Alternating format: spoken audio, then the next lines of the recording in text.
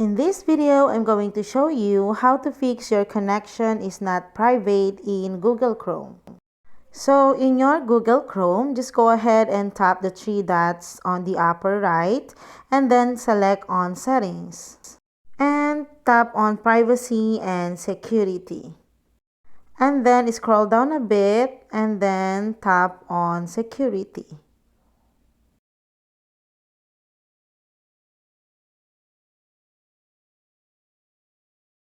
So from here, just scroll it down until you see this one.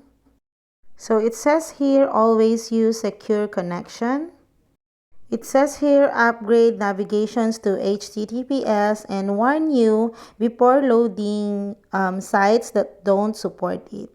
So just go ahead and toggle that one. So I already did. And that's it, guys. That's how to fix your connection is not private in Google Chrome. So I hope you find this video helpful, and if you do, please don't forget to like and subscribe to my YouTube channel. Thanks for watching!